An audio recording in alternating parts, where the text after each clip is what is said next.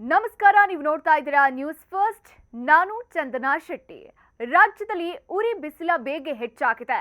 ಬೆಂಗಳೂರು ಸೇರಿ ವಿವಿಧ ಜಿಲ್ಲೆಗಳಲ್ಲಿ ಬೇಸಿಗೆ ಆರಂಭದಲ್ಲಿ ಸುಡು ಬಿಸಿಲು ದಾಖಲಾಗ್ತಾ ಇದ್ದು ಗರಿಷ್ಠ ತಾಪಮಾನ ದಾಖಲಾಗಿದೆ.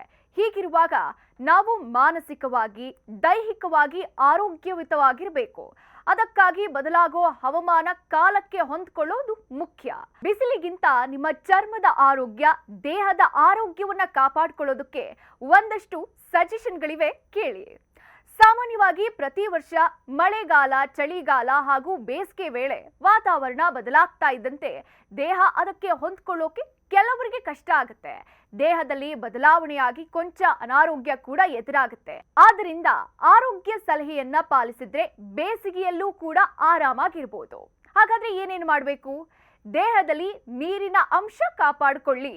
ಬೇಸಿಗೆಯಲ್ಲಿ ಮಹಿಳೆಯರು, ಮಕ್ಕಳು, ವೃದ್ಧರಿಗೆ ಹೆಚ್ಚು ತೊಂದರೆ ಆಗುತ್ತೆ. ಸಾಮಾನ್ಯವಾಗಿ ದೇಹದಲ್ಲಿ ನಿರ್ಜಲೀಕರಣ ಉಂಟಾಗುತ್ತೆ.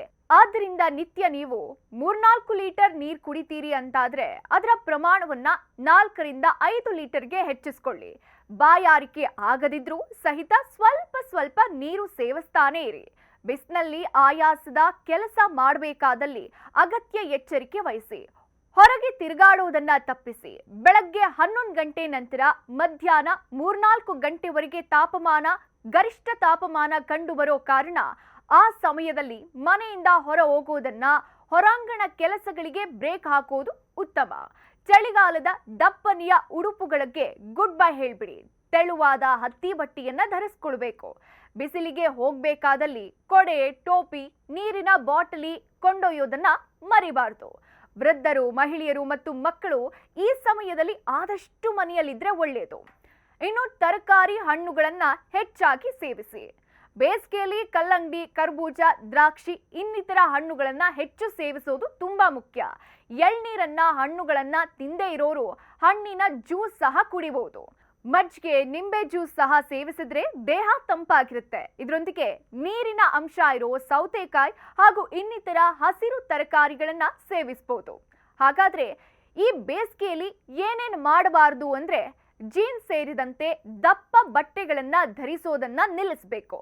ಬಿಸಿಲಿನಲ್ಲಿ ಹೆಚ್ಚಾಗಿ ತಿರುಗಾಡೋದನ್ನ ತಪ್ಪಿಸಿ. ಆದಷ್ಟು ಬೇಕರಿ ಅಂಗಡಿಗಳಲ್ಲಿ ಸಿಗೋ ಸಿದ್ಧ ತಂಪು ಪಾನೀಯಗಳ ಸೇವನೆಯನ್ನ ಸ್ಟಾಪ್ ಮಾಡಿಬಿಡಬೇಕು. ಚಿಕನ್, ಮಟನ್ ನಂತ ಪದಾರ್ಥಗಳ ಹೆಚ್ಚಾಗಿ ಸೇವನೆ ಮಾಡೋದನ್ನ ತಪ್ಪಿಸಬೇಕು.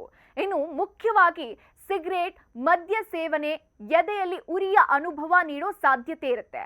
ಅದನ್ನ ಕಡಿಮೆ ಮಾಡೋದು ತುಂಬಾ ಮುಖ್ಯ. ಇನ್ನು ಆರೋಗ್ಯ ಇಲಾಖೆ ನೀಡಿರುವ ಮಾರ್ಗಸೂಚಿಗಳನ್ನ ನಿರ್ಲಕ್ಷ್ಯ ಮಾಡದೆ ಪಾಲಿಸಬೇಕು.